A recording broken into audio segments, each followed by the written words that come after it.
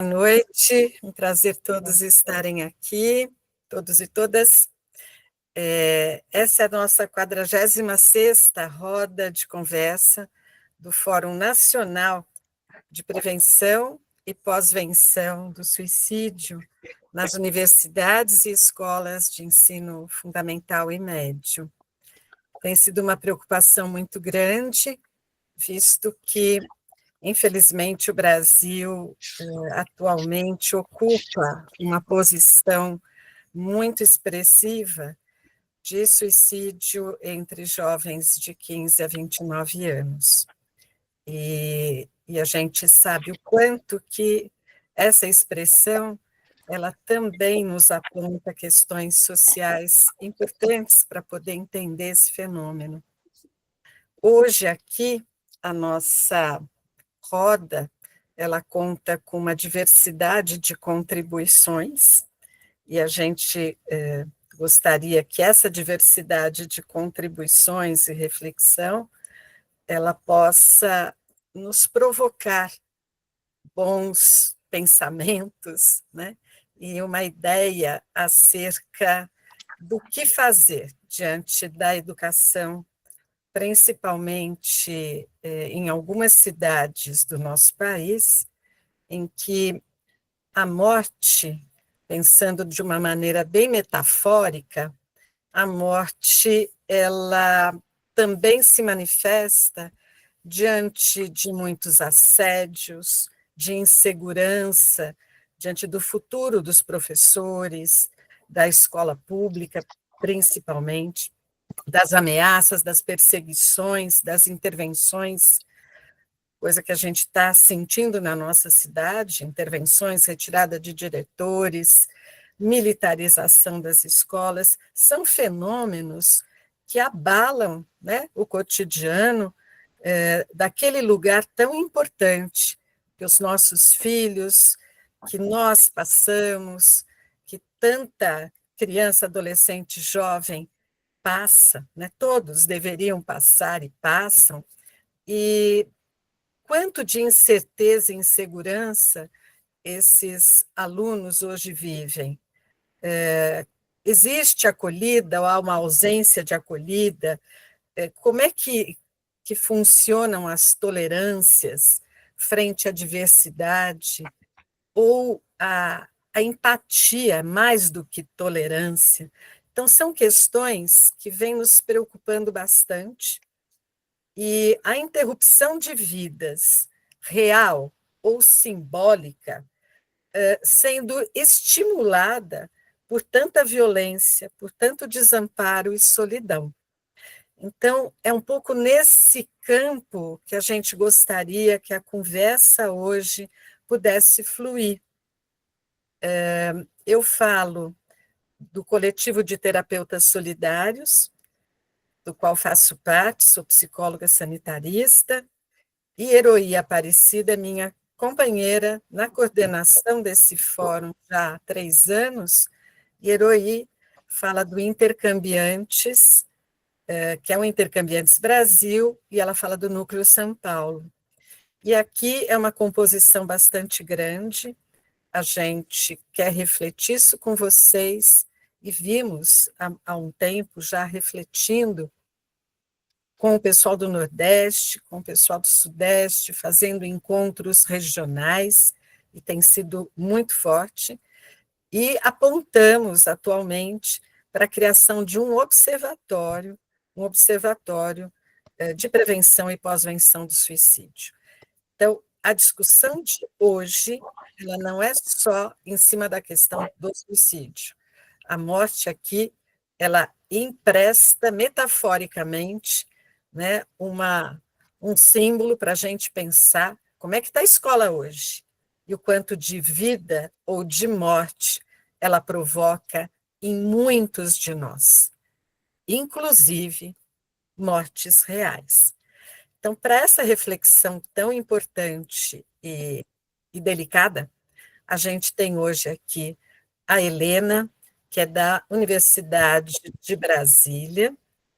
A gente tem a Rosane Dias, que é professora de escola pública de São Paulo, estadual.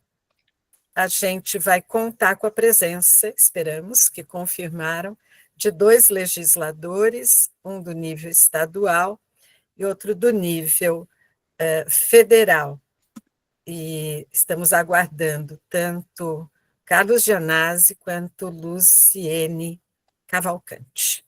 Então, eu passo a palavra para Helena Augusta, que também eu gostaria que você se apresentasse, porque você tem uma inserção junto aos estudantes, e isso te dá uma boa condição de falar também um pouco disso.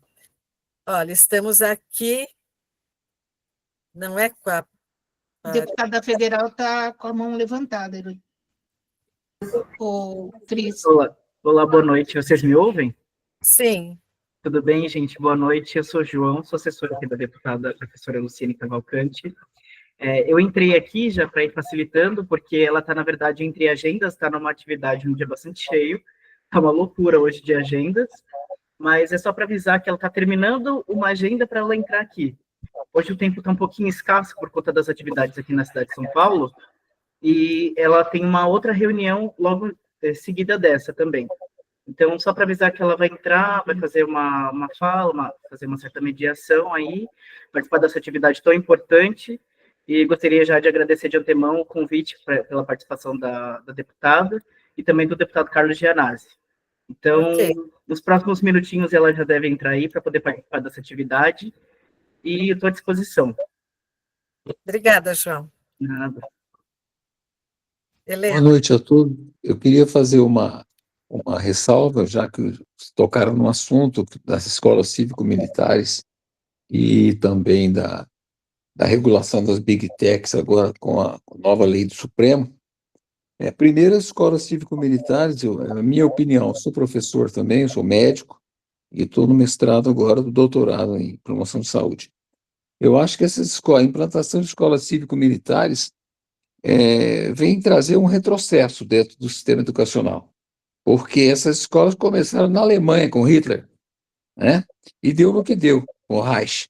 Então, a gente precisa pensar muito na implantação desse tipo de escola, que a criança é um objeto que pode ser melhorado. Agora, incutir na cabeça da criança a marchar, a fazer continência com 15, com 12, com 11, com 10 anos, quer dizer, é umas coisas que eu acho, na minha opinião, um retrocesso, um absurdo. A gente que já viveu a ditadura militar, como eu já vivi, como também tive perseguição em cima de mim na época, com 22 anos, na época do AI-5, então nós estamos vivendo um retrocesso, se for implantado esse tipo de escola. Quem quer ser militar, vai para as escolas militares. Não pegar as escolas estaduais e transformar a escola cívico-militar.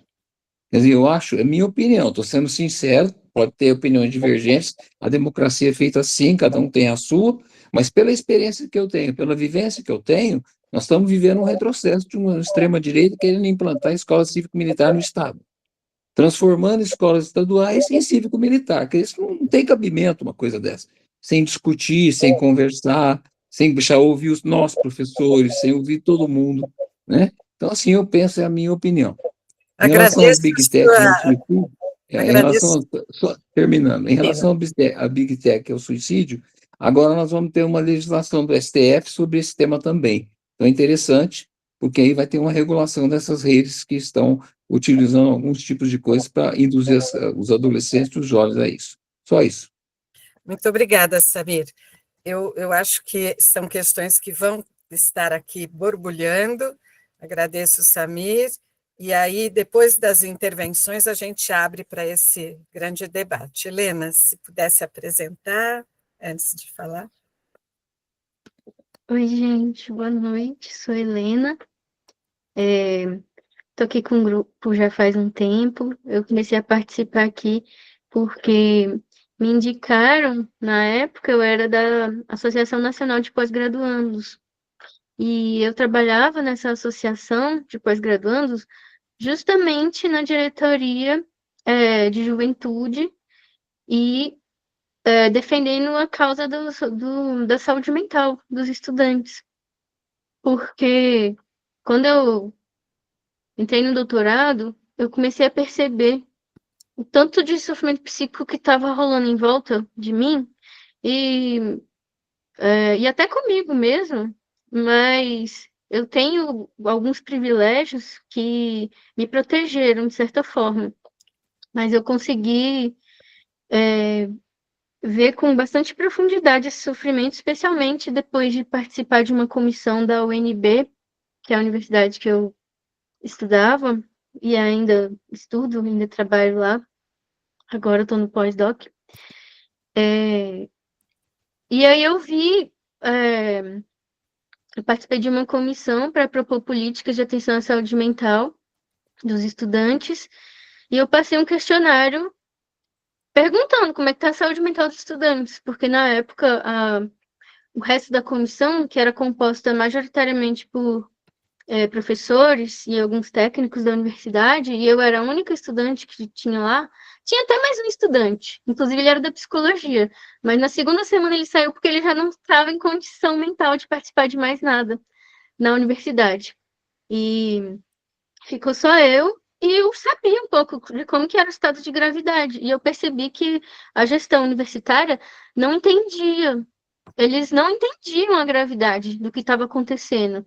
Eles achavam que era normal, tipo, não, mas sabe aquele negócio? Na minha época era assim também, eu passei por isso, eu sobrevivi, então por que vocês não estão sobrevivendo, sabe? E, tipo, são outros tempos.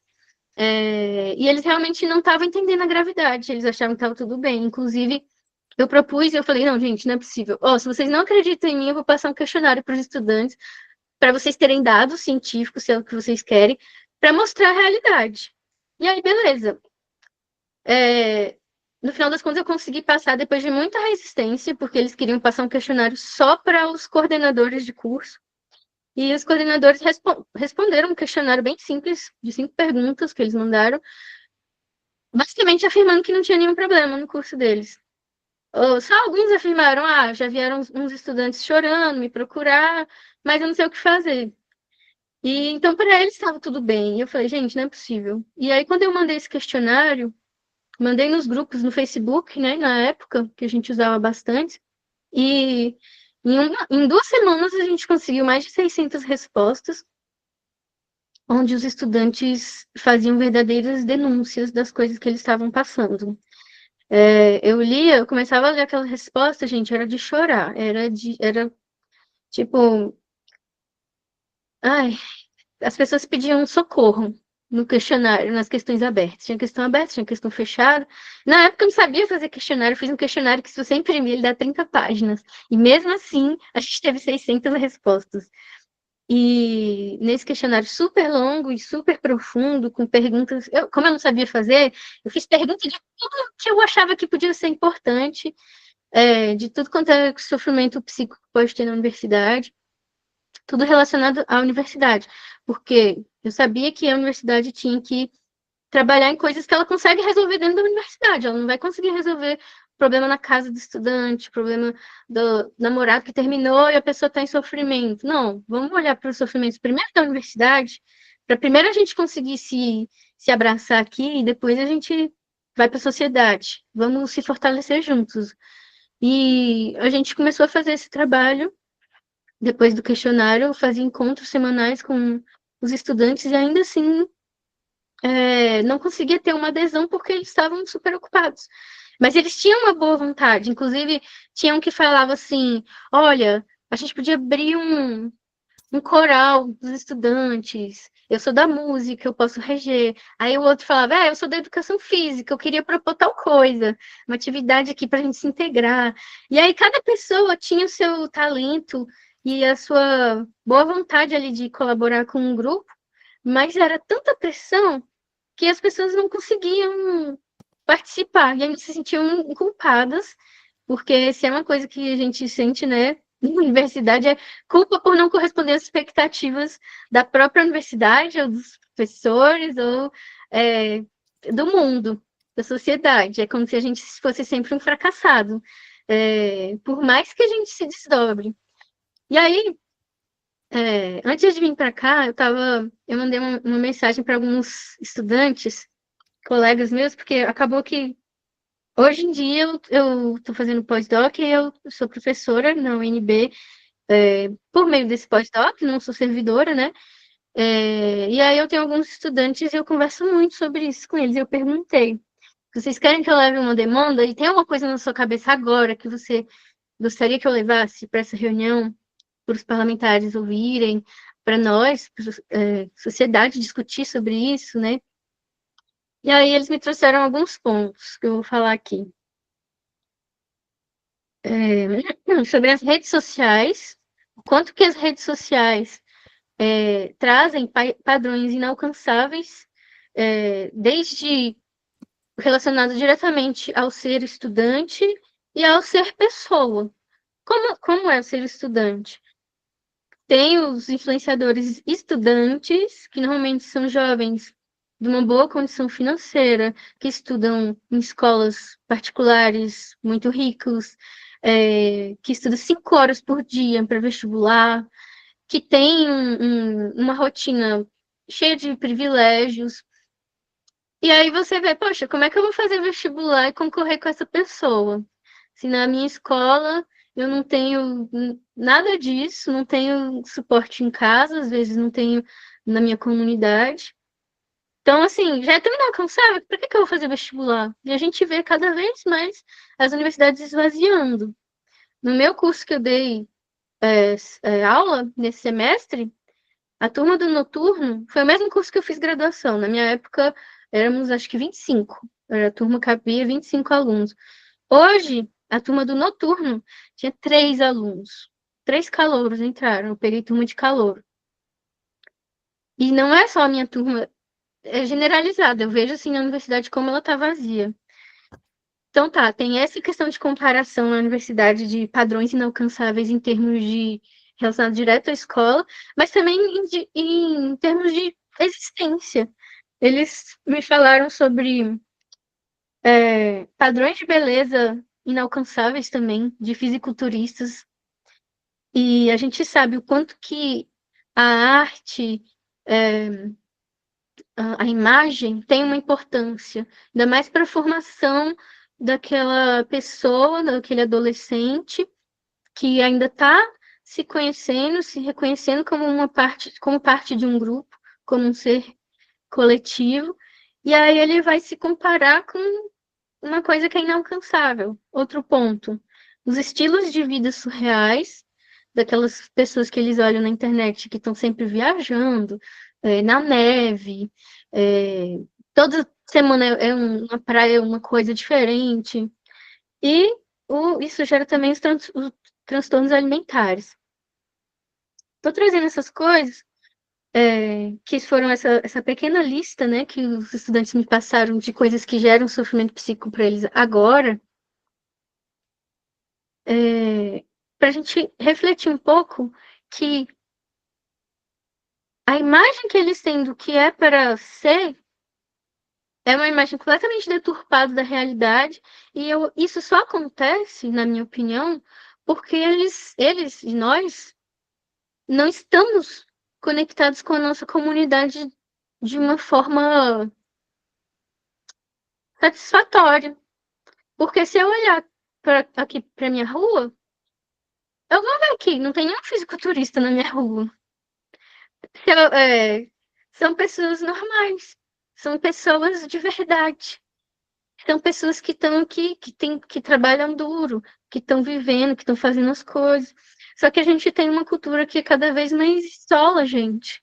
E se a gente fica isolado e o nosso único acesso à sociedade é por meio de um celular, de uma rede social, e eu não formo vínculos reais, claro que eu vou achar que eu sou errado. E na escola, muitas vezes o estudante não tem esse espaço. Teoricamente, seria um lugar de construção de vínculos. Era para ser um lugar super legal a escola, né? Que é um monte de gente, né? Um monte de amigos. A gente está estudando. Não sei que pesquisa que foi que a gente viu, que falava que dentre as coisas que mais dão prazer para a pessoa, era uma pesquisa de neurociências no cérebro. Aí tinha uma escala de coisas que dão prazer. Acho que tinha orgasmo em primeiro lugar, quimicamente no cérebro falando. E em segundo lugar era aprender. Olha só, aprender é uma coisa tão legal. Tanto que dá tanta dopamina que tem até hoje o vício no celular, porque aqueles vídeos curtos que você vê, e dá tanto prazer que você não quer largar, e as pessoas realmente ficam viciadas nisso. E. Ai, perdi meu ponto. Mas sim, e aí os estudantes não estão querendo vínculos reais na escola, que teoricamente deveria ser um lugar de diversão, de conhecer gente, de aprender, de fazer uma coisa útil para a sociedade, de botar a mão na massa, vamos se juntar, vamos olhar o que está acontecendo na nossa comunidade. E aí isso não está acontecendo. E como que a gente pode ter uma escola que proporcione essas coisas todas, se na escola eu já tive experiência também recentemente de você ter uma coordenação com professora da rede pública, né? Você tem uma coordenação que te obriga, por causa de, enfim, vou entrar nesse mérito, a dar determinados conteúdos, não a determinada velocidade, e o estudante vai ter que engolir aquilo, só que ele não quer saber daquilo.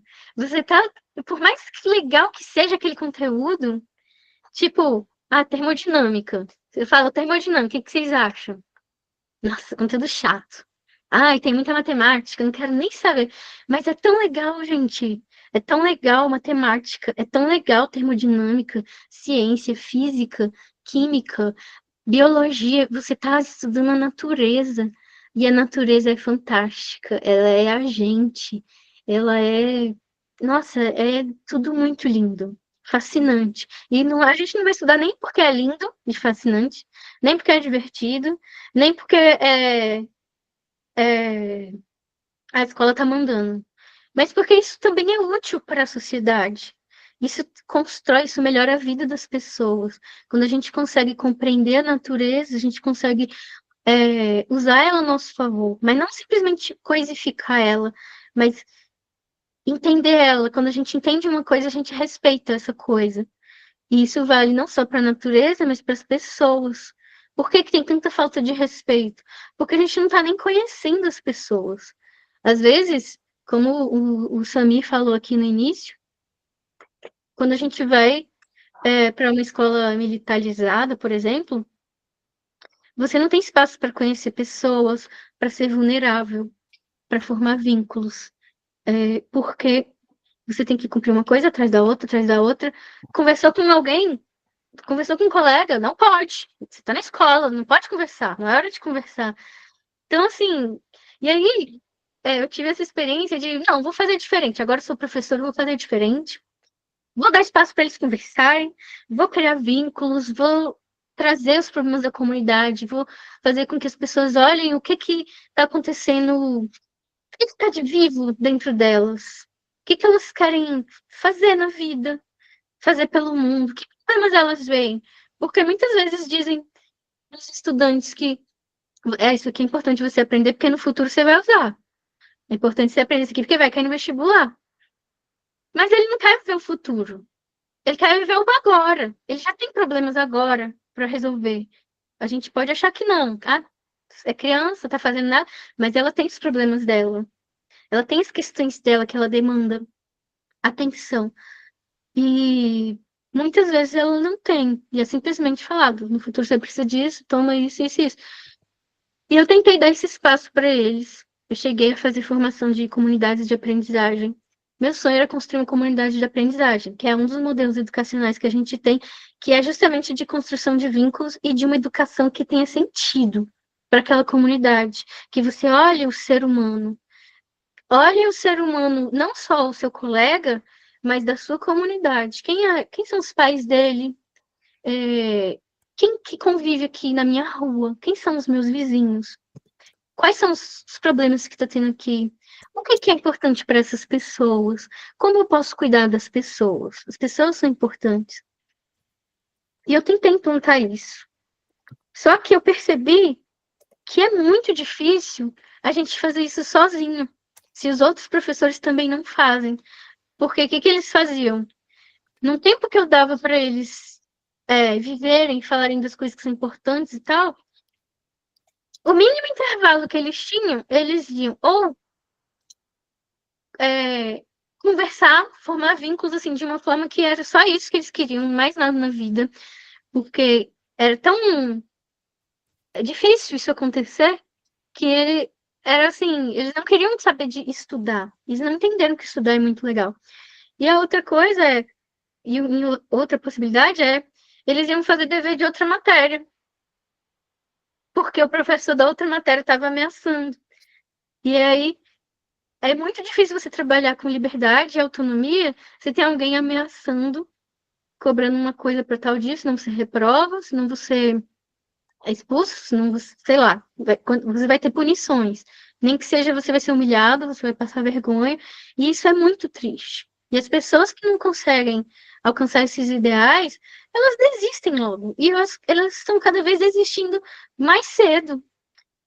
A gente viu na apresentação do Bira, eu até anotei aqui um dado muito interessante, que ele falou sobre as taxas de suicídio estarem acontecendo cada vez com gente mais nova. E isso bate direitinho. Inclusive, aumentou 81% de 2010 para 2019, aumentou 81% a taxa de suicídio de jovens entre 15 e 19 anos. E até 14 anos também aumentou. Teve um aumento que, se não me engano, de 0,3 passou para 0,7 a cada 100 mil habitantes no Brasil. E, tipo, a gente tem que mudar alguma coisa na educação. Que essa educação do jeito que tá, não, tá matando não só os estudantes, mas também os professores.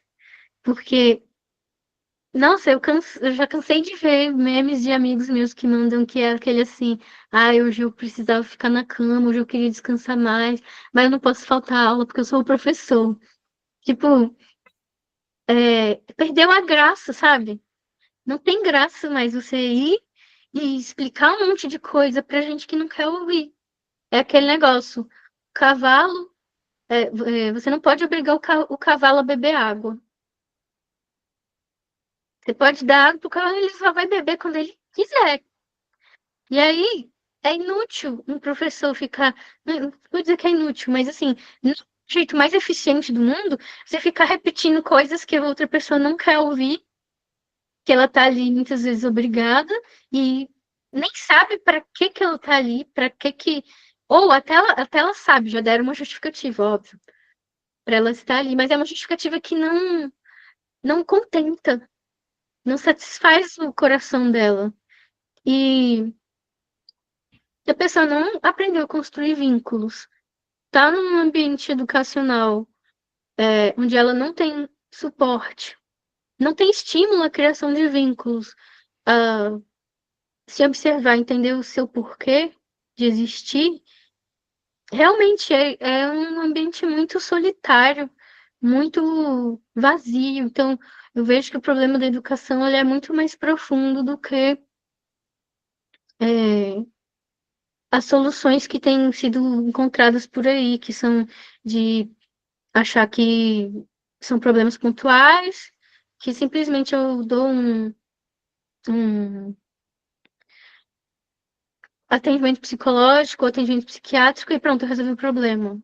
Não, é um problema maior, cultural. E quem que muda a cultura? Quem que cria cultura?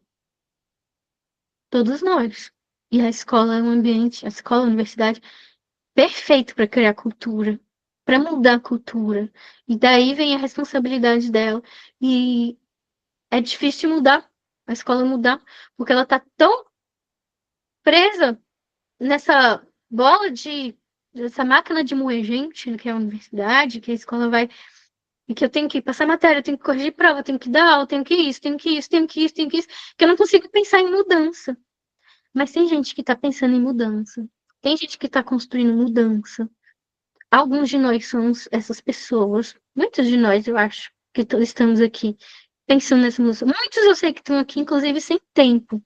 Porque já E aí conseguiram um tempinho na agenda ainda para vir para discutir essas questões, porque sabem o quanto que elas são importantes. E eu fico contente de estar aqui com vocês nesse momento, discutindo essas questões que são tão importantes para a gente, que dizem respeito não só à nossa vida e até à nossa própria intimidade, né? Não só a nossa vida profissional, a nossa motivação de viver, até a nossa vida profissional também. Então, eu agradeço o espaço de fala e quero ouvir um pouco de vocês também. Obrigada. Cris?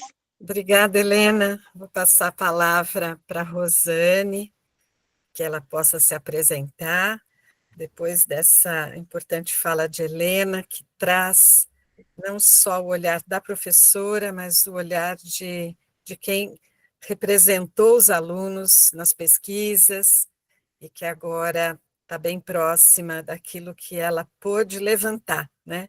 Tudo que você estudou. A Rosane também está próxima de alunos, mas vai falar de um outro lugar que não é a universidade, da escola pública, mas que não é a universidade. Ela vai contar para a gente por onde que ela já transitou e onde é que ela está agora. Rosane, por favor. Boa noite. Então, eu sou Rosane, eu sou professora da rede estadual. Vocês estão me ouvindo? Para mim é muito difícil falar nesse recurso, eu não gosto muito.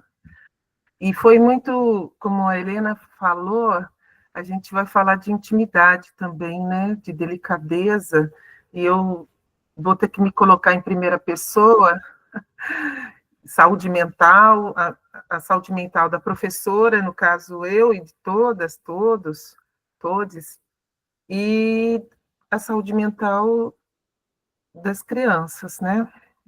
Quando eu fiz um texto, mas às vezes eu gostaria até de não segui-lo.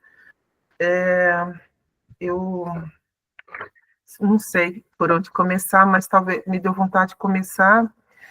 Eu sou filha de mãe negra, pai branco. Minha mãe foi militante, é militante da saúde, ajudou a construir o SUS.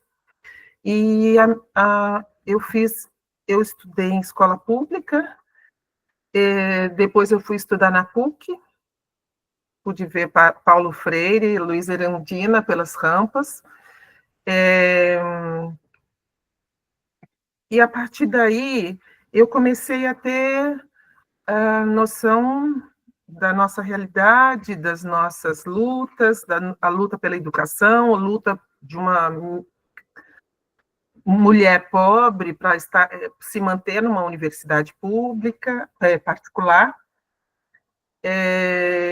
E quando eu ingressei na escola pública, eu fiz um texto, gente, mas eu não sei se eu quero ler, eu vou falar aleatoriamente, porque eu talvez não queira ler do jeito que eu escrevi. Então, eu ingressei na PUC, me formei na PUC e comecei a dar aula em escolas públicas. Quando me ingressei no estado de São Paulo, no primeiro ano, no centro de São Paulo, eu ingressei no estado de São Paulo, na prefeitura. Ocorreu um caso de racismo na escola, um caso que se intitulou o caso das merendeiras. Foi um caso bastante grave. O diretor da escola chamava as merendeiras de negras malditas, vai para a senzala. E nisso nós, junto com o CERT, Maria Aparecida Bento, Edio Silva, do CERT, Edna Muniz, que é em memória, né, que é uma grande, que salvou a minha vida, que me indicou um psiquiatra junto com esse processo criminal, porque eu adoeci também. Então, teve esse processo, eu iniciei a minha vida como professora junto com todas essas pessoas, nós entramos com um processo criminal e ficou conhecido como o caso das merendeiras. Infelizmente, a dona Maria faleceu. Estão vivas hoje a Ruth e a Ione. Esse diretor foi afastado da escola, não foi A gente pensou que ele ia perder o cargo, mas não perdeu o cargo, ele só não deixou de ser diretor de escola, não pôde ser mais diretor de escola, porque consideraram como injúria racial. A partir daí, eu comecei a sofrer muitos assédios, muito assédio, em todas as escolas que eu passava, que eu passo por hoje. Uma coordenadora falou assim, olha, eu vou te falar uma coisa, por onde você passa, o pessoal dá o seu currículo, o que aconteceu, o que você, né, entrou com processo criminal, e isso me adoeceu profundamente, né, e foi uma luta bem grande, e isso foi em 2000, no ano de 2000, poucas pessoas sabem disso, não é uma coisa que todo mundo sabe, mas eu continuei com a minha trajetória e fazendo tratamento. Eu até me exonerei da prefeitura, tive vários problemas de saúde mental, questões psiquiátricas, tive e tenho, mas eu tenho comigo muitos militantes que me indicam psicólogas, eu tenho pessoas que me ajudam, me assessoram, né? E eu tenho esse olhar para a questão da saúde mental, porque eu sofro, né? Eu tenho o meu sofrimento, e continuei seguindo na luta pela educação. Até hoje, tenho um bom diálogo com os estudantes, melhor com os estudantes do que com os próprios professores, né? A Cris falou uma coisa de que a saúde, a morte na escola é uma metáfora. Eu posso dizer que, infelizmente, não é uma metáfora, é uma realidade. Eu convivo, este ano, do ano passado para cá, aliás, o pós-pandemia foi muito sério, muito grave para as crianças, muito grave. A gravidade que eu não ouço nenhum secretário, não ouço nenhum governador, aliás, eu não ouço ninguém falando, ninguém propondo nada para essas crianças que sofreram na pandemia com perdas significantes. Eu tenho alunos que perderam o pai e a mãe. Eu trabalho com crianças com alto grau de vulnerabilidade. Eu trabalho com educação de jovens e adultos com o projeto Transcidadania. Então, eu tenho crianças que estão em hotel social, então, crianças africanas, bolivianas, e constantemente a questão da saúde mental, da morte e dos problemas mentais aumentaram significativamente. E eu não vejo nenhuma proposta, não vejo não tem proposta. Bom, esse governo eu não espero nada, né? Porque a proposta dele é de privatização, é de escola cívico-militar, é de punição, ele não tem... A criança conjuga verbo germinar e brotar.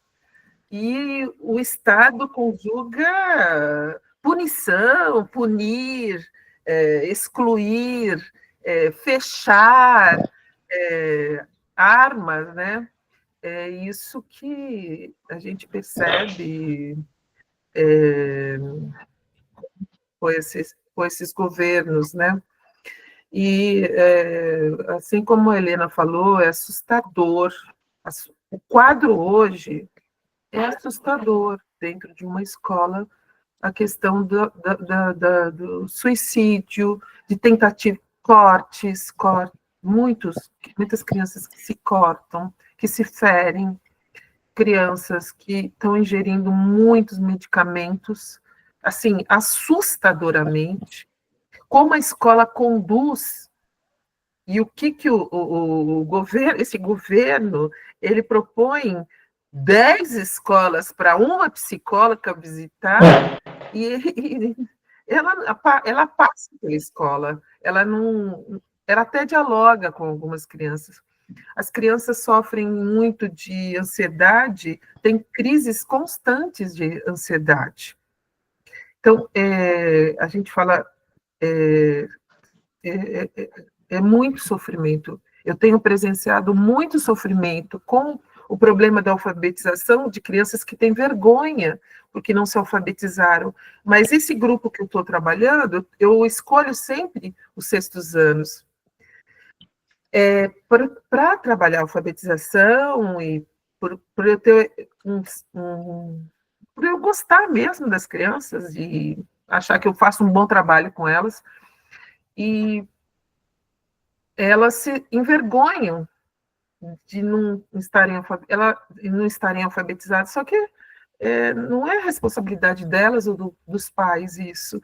Tem que ter um projeto público, isso e não existe, não existe. Ninguém quer falar mais de pandemia, nem das consequências dessa pandemia, as consequências de um governo ditador, totalmente ditador, que tem um descaso com a educação, que tem um projeto só com...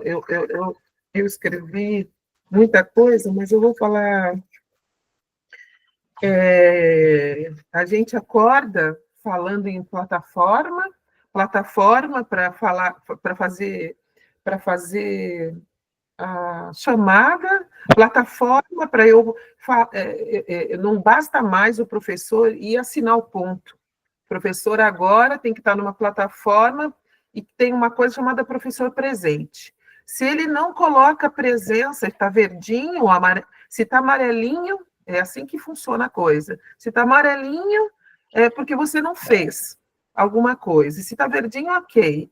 E comunicados e comunicados de WhatsApp, da direção, inclusive sábado e domingo, inclusive depois do nosso horário, para falar o que fez, o que não fez, o tempo inteiro. E os projetos, a discussão de projetos e propostas comunitárias, de parcerias, é deixado de lado, né? Nunca a prioridade hoje é se todos os diários estão feitos, se está verde ou se está amarelo, se foram feitas dezenas de provas, que toda semana tem uma prova, que as crianças já não aguentam mais fazer tanta prova paulista, prova isso, prova aquilo, prova X, prova Y, sendo que a necessidade delas é outra, é como a Helena falou, se a gente estabelecer uma relação com a comunidade, inclusive com o posto de saúde, com os hospitais, fazer um diálogo. Ainda na nossa escola apareceu um grupo da Santa Casa para discutir um pouco sobre saúde mental e escola, uma coisa bem diferente, mas só foi uma proposta e nunca mais foi falado sobre isso, não vinga, né? Não vinga, não brota. As coisas que brotam e a vida é sempre vinda dos estudantes e sua forma de aprender, de lidar, apesar de uma realidade dura, eles conseguem driblar muitas coisas, né? É cobrado, hoje o governo do Estado quer mostrar que tem uma proposta de informatização, mas nós não temos recursos de informática para todo mundo, não é algo para todos, é algo para alguns. Uma informática para todos é quando a escola pública tem tem internet gratuita para as crianças, deveria ter, né? Deveria ter computador para todo mundo, inclusive para o professor. Eu tenho que usar o meu celular dentro de sala de aula. Às vezes uso o computador da escola, mas não é para todos os professores, porque só tem 20 computadores. Então, as provas são feitas de maneiras precárias, com computadores quebrados, muitos quebrados. A escola pública é toda quebrada, né? Televisão que não funciona, a questão a precariedade do trabalho das pessoas que limpam a escola, né? Uma precariedade, sempre mudando de empresa, e a escola fica suja, muito suja. Né? Essa é um pouco a realidade que a gente está vivendo hoje, uma realidade bastante truculenta, um governo bastante truculento, que não dialoga, que não tem o menor envolvimento com a educação, é um administrador, não sei o que ele administra, porque eu nunca vi a fala desse secretário, e quando vi uma fala de quem não tem um envolvimento real com a educação. Né? É um pouco isso que eu tenho a dizer. Eu preparei muita coisa, mas eu não sei.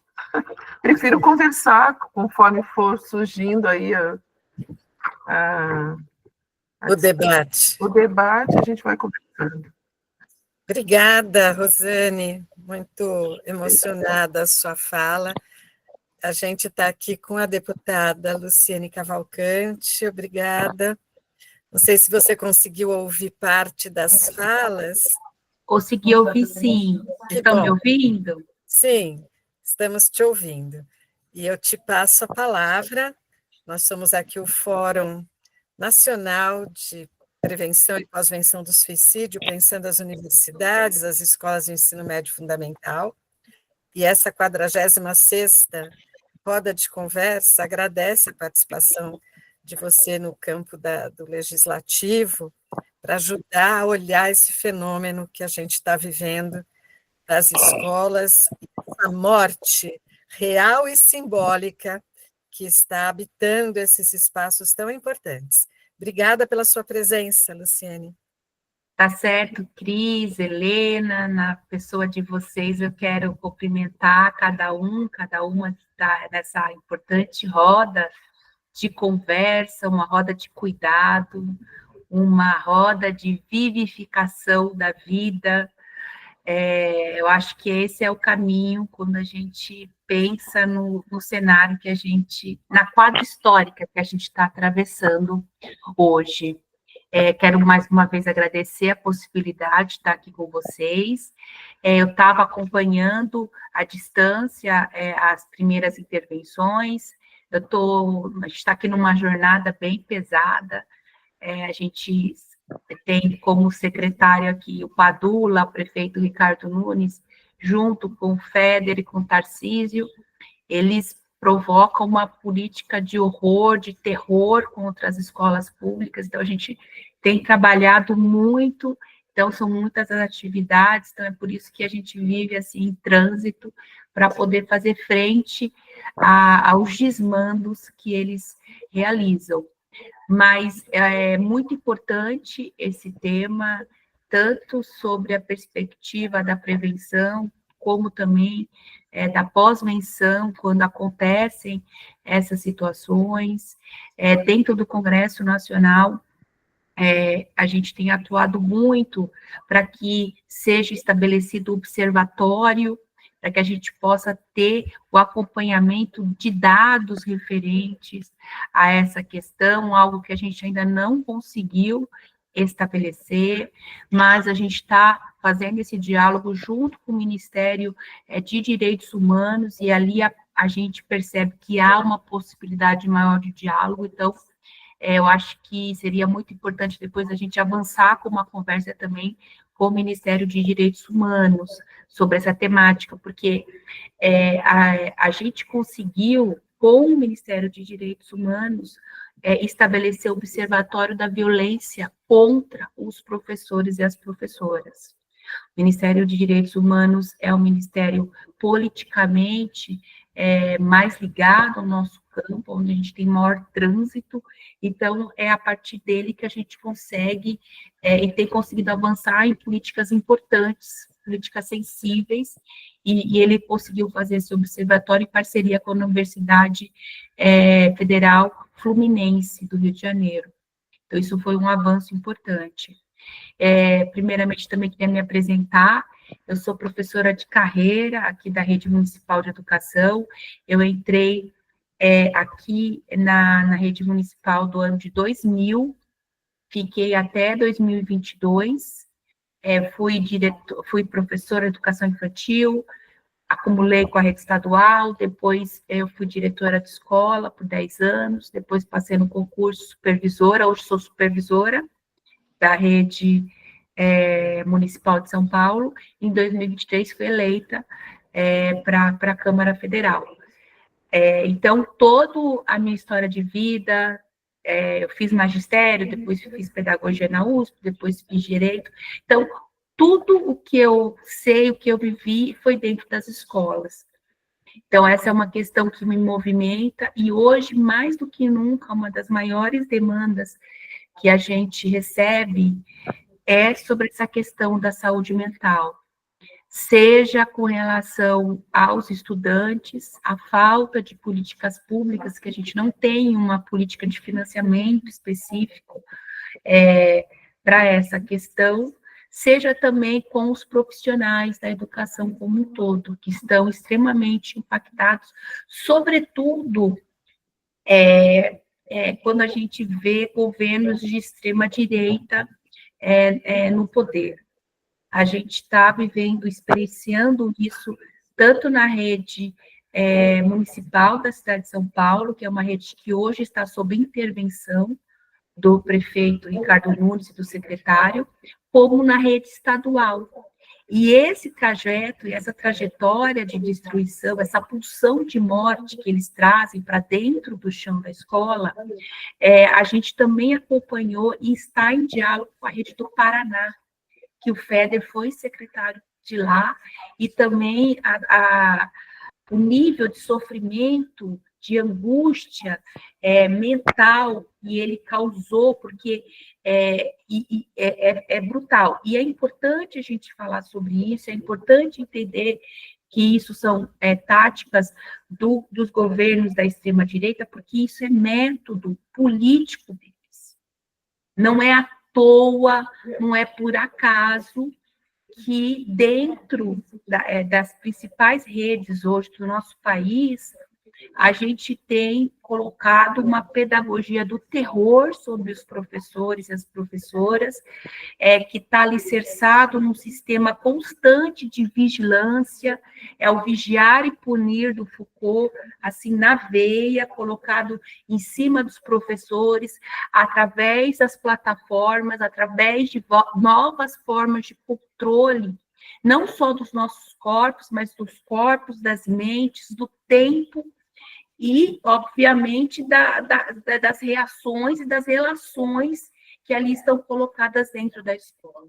Então, isso é muito sério, isso é muito grave, e isso associado a uma conjuntura histórica muito difícil que a gente está atravessando. A gente tem observado que tem sido o Congresso Nacional, os debates e os enfrentamentos que ali a gente tem feito, e junto desse cenário, além do avanço da privatização, porque é muito importante quem está na escola pública entender que não tem como vender a escola pública, que é o projeto neoliberal da extrema-direita, sem derrubar e passar por cima dos seus profissionais.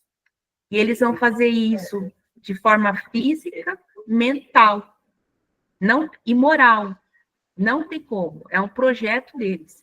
E eles vão fazer, e eles estão implementando isso. Então, isso nos exige uma capacidade, primeiro, de interpretar o que está acontecendo, de entender e de localizar o que está acontecendo. E, segundo, de construção de redes de apoio, como esse fórum, como cada escola tem que se constituir como uma rede interna de apoio do seu coletivo, de acolhimento, porque senão a gente se quebra durante esse processo, e esse é o objetivo deles.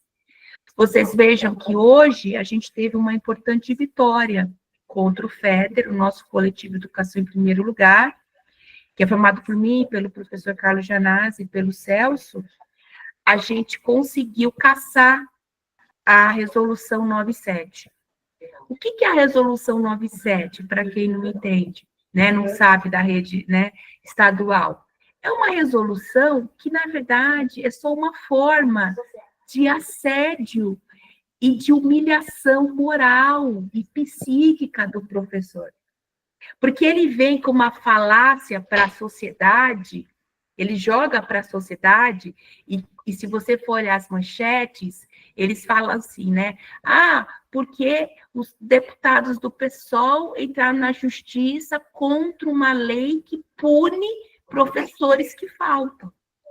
Essa é a manchete, e é esse o discurso deles. É isso que eles querem impingir, dizer da nossa moralidade, dizendo que nós não somos comprometidos, que nós não temos ética. É isso que eles querem colocar. Quando, na verdade, não é nada disso. Primeiro que toda a legislação já prevê as sanções, o que precisa acontecer se existe ali um professor que está, uma professora que está com questões de falta. Ele não precisava fazer essa... não existe uma ausência de legislação, é isso que eu estou querendo trazer para o debate. O que ele precisa, por esse método dele, de humilhação, de ofensa, de adoecimento dos seus profissionais, é colocar esse debate público, é fazer a ofensiva moral e pública, esse constrangimento público, dizendo, não, agora a educação não funciona porque as professoras faltam, porque nós, a maioria que somos mulheres. Então, assim, é totalmente arbitrário. O FEDER, ele atua como se ali ele estivesse numa empresa, numa das empresas dele. Essa semana a Repul fez um estudo, né?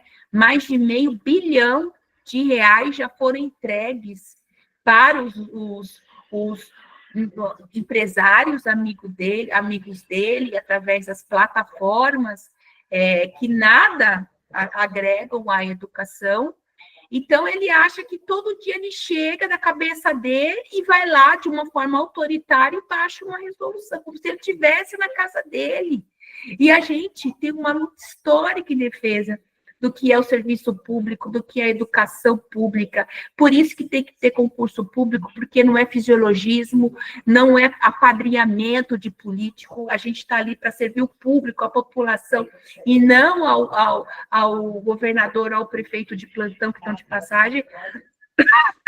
Então, tudo isso, ele passa por cima, que são princípios constitucionais, que são princípios do próprio contrato dos professores categoria O, que estão numa situação inimaginável, assim, eles querem os professores de joelho, eles querem os professores humilhados.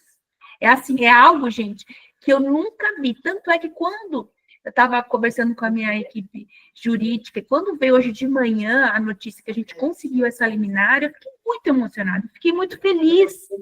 Porque eu falei, nossa, gente, é muito difícil. A gente de tudo que eles fizeram muita coisa.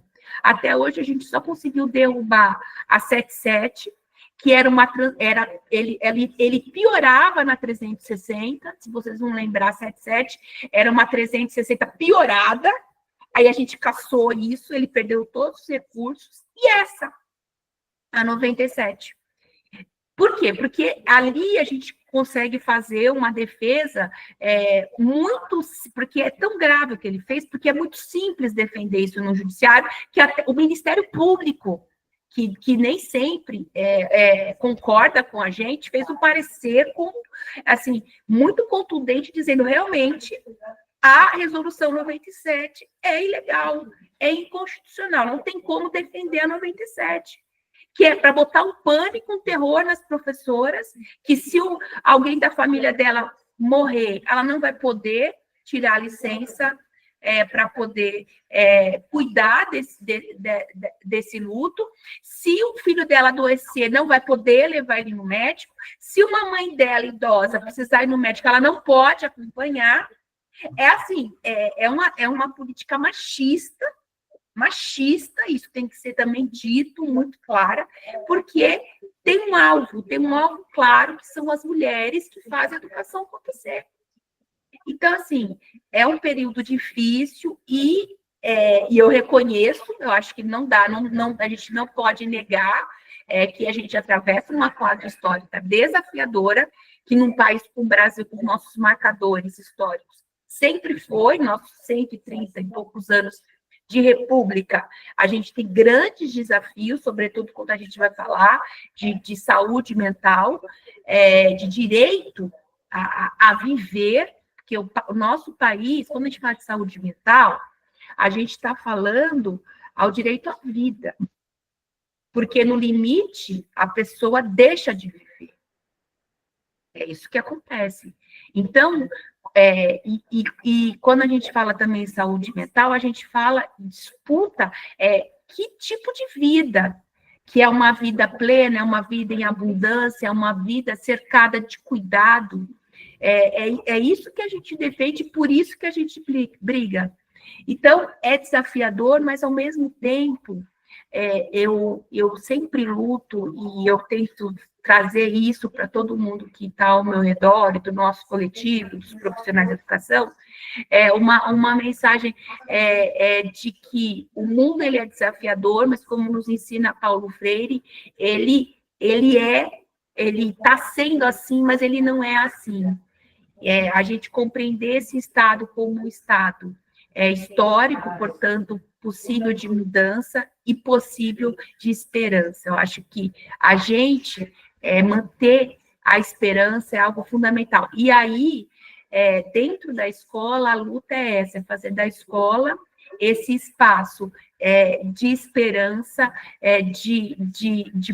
de vivificar a vida, de retomar esses laços que foram rompidos, esses laços de humanidade, de amorosidade, de companheirismo, de mostrar principalmente, e é isso que a gente sempre faz no nosso trabalho, que essa a revolução que a gente precisa, que é a revolução da ternura, a revolução da empatia. Essa revolução, ela se dá através do coletivo, dessa perspectiva que a gente precisa resgatar e lutar. E a escola é um espaço essencial do coletivo, é o espaço onde a gente discute uma outra forma de coletividade, da gente estar junto, da gente se reunir de uma outra, através de outras perspectivas. E aí a gente tem um potencial muito grande de fazer esse espaço, um espaço cada vez mais de vida, de amor, de comunhão, e de luta, e de compartilhamento, sim, de sofrimento, porque o sofrimento, ele é uma dimensão da vida, e ele precisa a gente precisa falar sobre isso, mas a gente precisa falar dentro de uma perspectiva coletiva que a gente possa descobrir como lidar com ele e superar ele, aprender com ele, e não ser carregado muitas vezes como acontece. E dentro disso, uma outra dimensão que é muito importante, e isso tudo, a gente está falando do essencial. Eu acho que quando a gente fala de educação, quando a gente fala de vivificar a vida, de saúde mental, a gente está falando daquilo que é essencial para a nossa existência, para as nossas relações. E aí eu acho que uma outra fonte muito importante é a alegria. A gente precisa disputar a ideia de alegria nas pequenas coisas, num café que a gente compartilha dentro da sala dos professores, naquela troca de olhar com os nossos alunos, quando agora ele entendeu, agora eu consegui fazer essa criança, acessar esse currículo, esse conteúdo.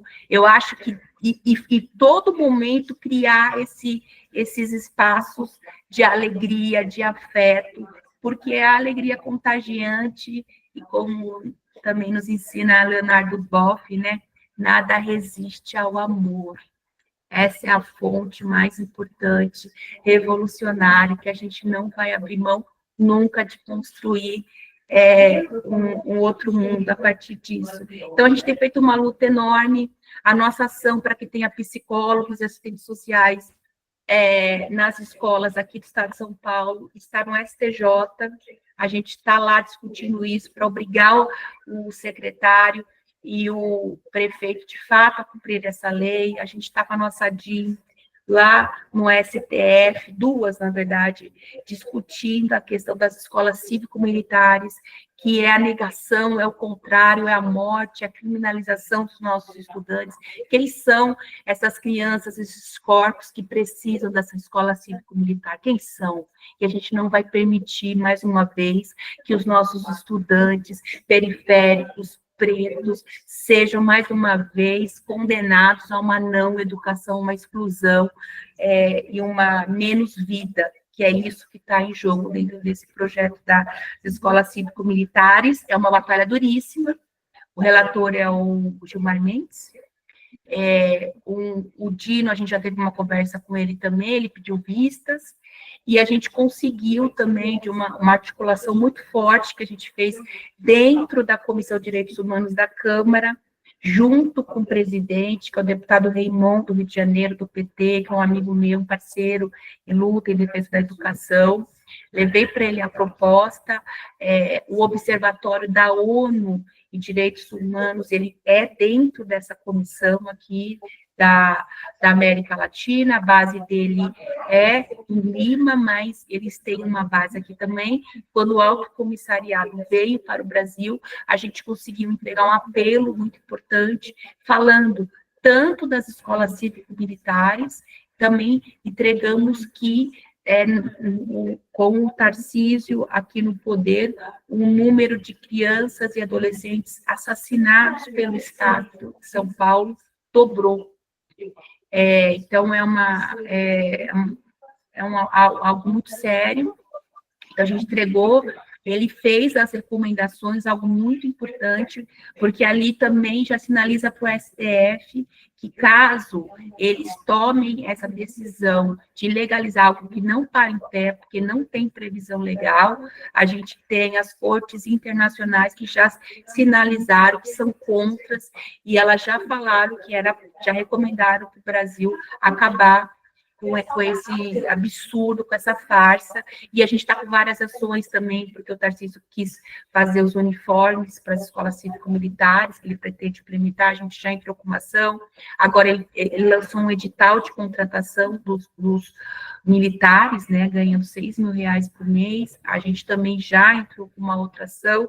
Então, assim, é a luta o tempo todo, mas é uma luta com muita certeza do nosso propósito, da nossa amorosidade, e é porque a gente ama a vida, a gente ama as crianças, a gente ama os nossos profissionais, que a gente faz uma luta, assim, diuturna para proteger, porque esse é o caminho. Eu acho que tem uma palavra que é junto da saúde mental, é o cuidado. A gente não pode descuidar das nossas vidas. A professora que me antecedeu falou do descuido das escolas, da falta de infraestrutura, e isso tudo faz parte desse projeto, né, de aniquilação do bem e do espaço mais importante que a gente tem para a democracia, que são as nossas escolas. Então, eu acho que com isso eu termino a minha intervenção, agradeço a possibilidade de diálogo, de escuta de vocês, dizer que a gente está lá no Congresso Nacional fazendo essa luta, atentos a essa pauta, brigando para que tenha orçamento e financiamento para as políticas de saúde mental, e também lutando muito para esse observatório, e vamos marcar futuramente, se possível, junto com o Fórum, um diálogo com o Ministério de Direitos Humanos para que a gente avance nessa possibilidade tão necessária do observatório. Muito obrigada. Nós que agradecemos, Luciene. Acho que a tua fala é muito forte, ela nos provoca, né, a pensar essa parceria importante de estudantes, professores e o legislativo. Então, esse papel importante de conquista, né? Telefone aberto, que está interferindo demais. Não sei. Eu queria dar uma opinião referente à Luciene, a deputada, muito bem colocado as coisas, né? Militarizar as escolas é a mesma coisa que militarizar as crianças. Isso aí é coisa da extrema-direita. Isso começou com o Bolsonaro. Essa história começou com esse Bolsonaro aí. E veio para o Tarcísio, que é cria do Bolsonaro. A extrema-direita quer militarizar a escola porque quer aniquilar qualquer tipo de resistência que possa ter. As escolas, as universidades, sempre foi resistência ao regime militar. Desde a época de 68, desde a época do AI-5. Então ele quer estrangular, ele não quer deixar que tenha a resistência.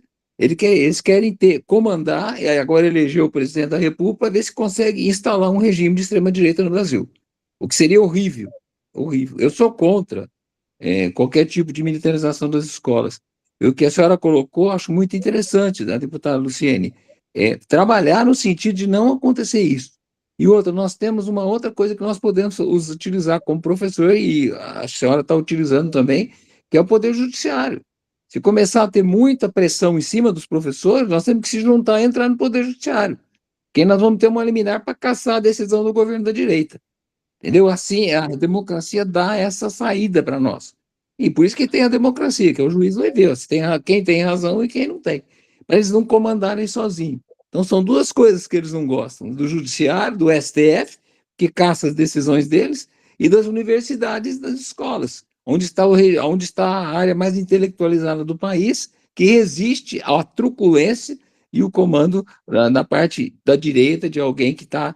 E tem gente civil apoiando esses tipos de militares, esse tipo de pensamento. Tem uma parte da sociedade aí que é de extrema direita que está dando sustentação para eles. Então nós temos que ser resistentes, não deixar, e deixar que a democracia sempre prevaleça. O diálogo, a liberdade, né, que nós passamos, como eu passei, fui calado pelo regime militar 4 anos, tá? De 68 até 82, e eu passei por esse tipo de coisa em Ribeirão Preto, quando eu estava terminando o curso em Ribeirão Preto de Biologia como professor, que eu fiz um discurso que eles entenderam que era ofensivo ao general Baima Denis, e o general Geisel mandou aviso pelo DOPS lá para eu me ficar quieto, que eu estava falando demais.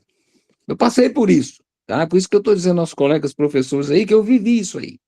Fora a cavalaria que nós tivemos na Praça 15 lá em Ribeirão, que jogaram a cavalaria em cima dos estudantes, para reprimir o movimento estudantil.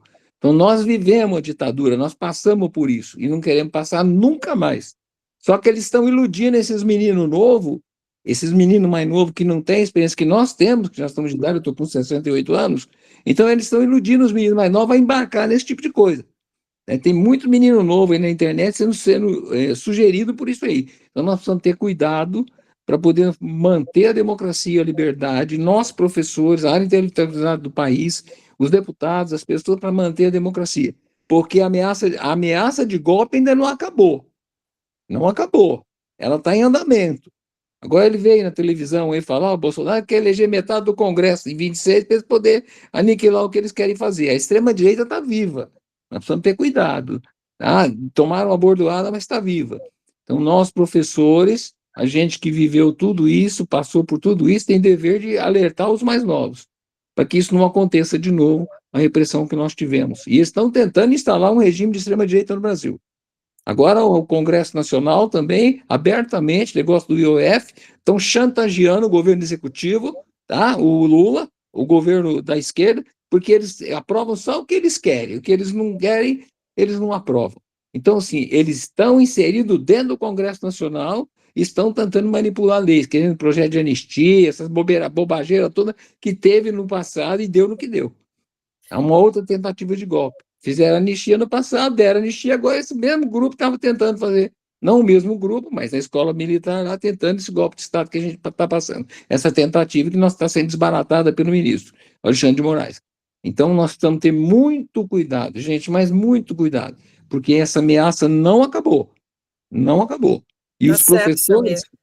Muito eu estou certo. terminando. Os professores, nós que somos professores, é a área mais atacada, a área mais intelectualizada do país. Então, eles querem é o que você disse, né? O Tarcísio e o outro lá da direita, fazendo punição para professor, tudo em cima dos professores.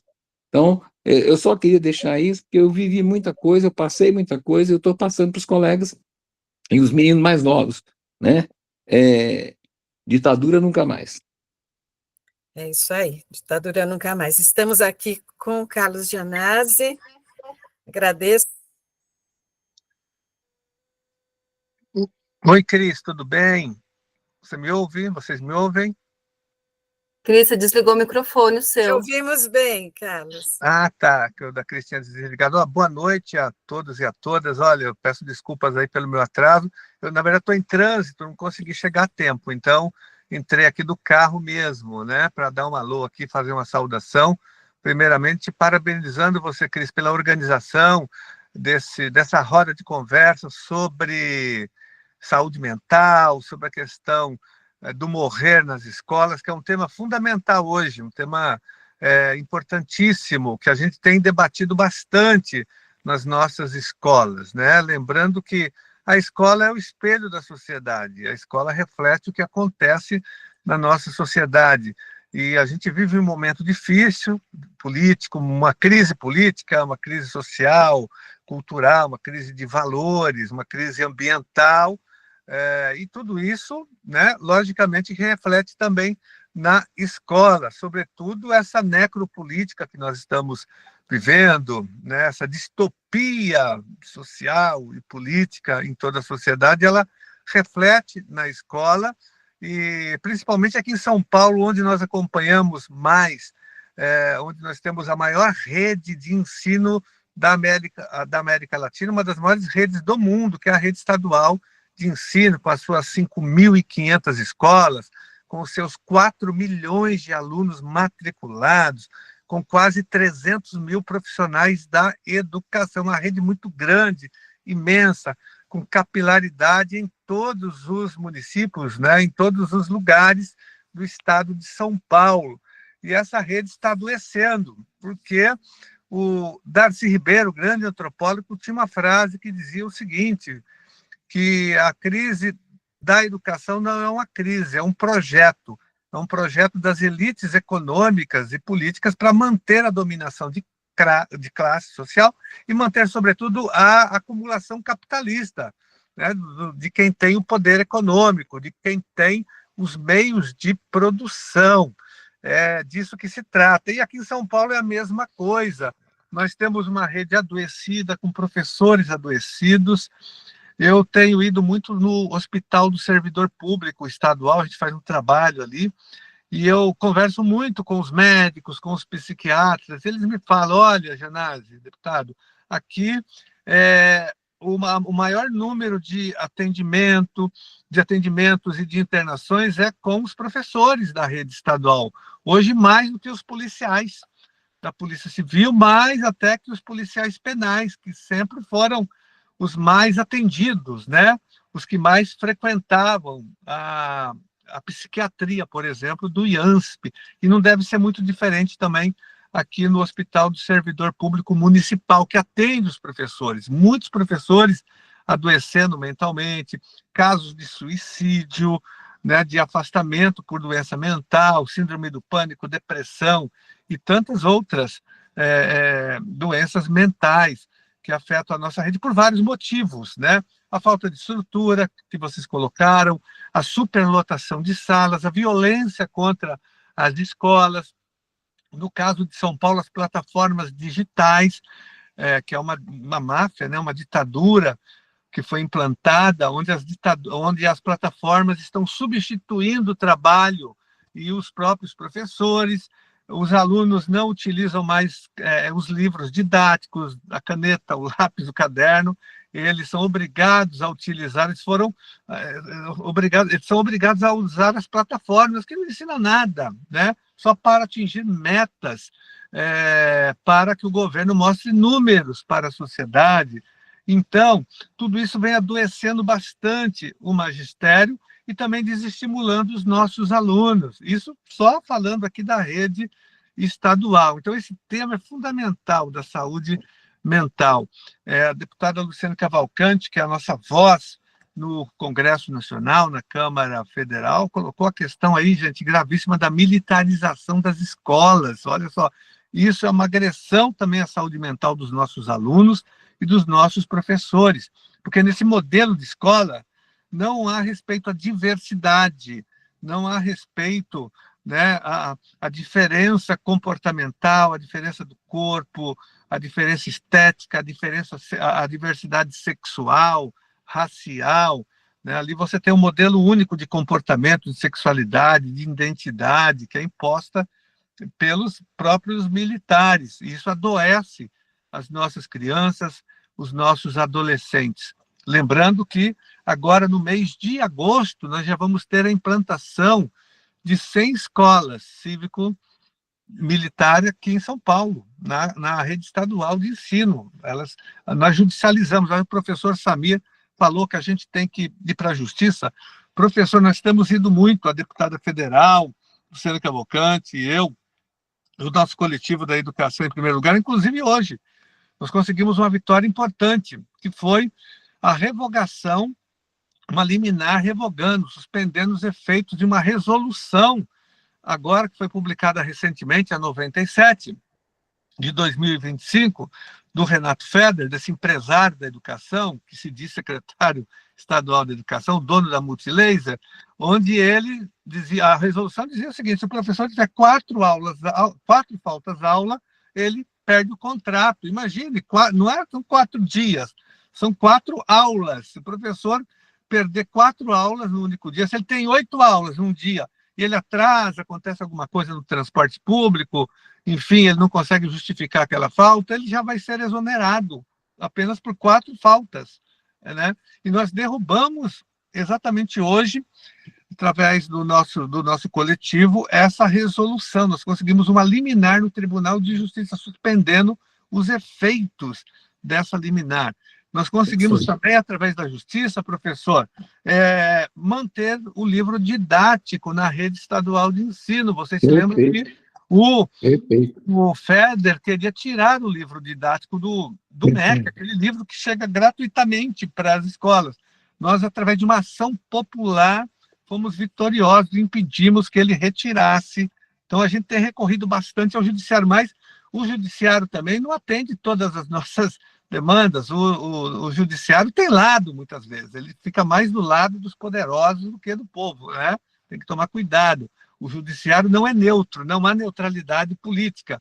Depende muito do juiz, do desembargador, mas, em geral, o poder judiciário é contra nós. A gente não pode se iludir com ele, né? Mas você tem razão. Mesmo assim, nós temos que tentar o judiciário e fazer um trabalho de conscientização, de formação com os pais de alunos, com os alunos, com os professores, para enfrentar essa questão gravíssima, minha gente, da saúde mental que tem assolado a escola, seja pública, seja a escola privada. Os nossos professores, os nossos profissionais da educação estão adoecendo com o que está acontecendo. Então, muito importante a contribuição de todas as pessoas aqui para esse debate, para essa roda de conversa.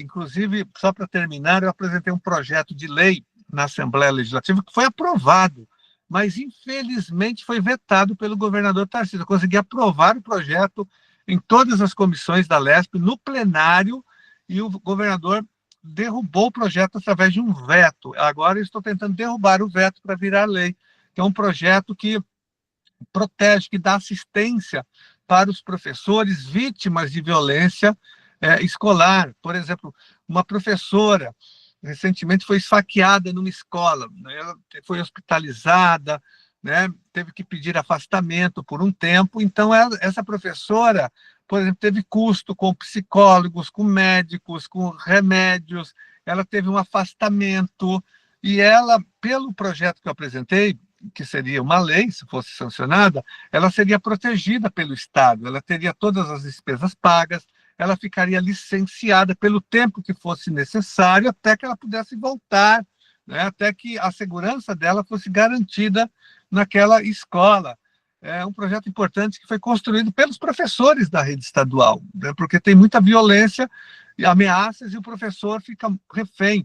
E quando o professor é contratado como categoria O, que é nesse sistema precarizado, então ele perde o contrato, mesmo ele sendo violentado. Se ele faltar 15 dias, ele perde praticamente o contrato, mesmo que ele tenha sido vítima da violência. O projeto resolvia isso, protegia o professor após a violência, infelizmente, né?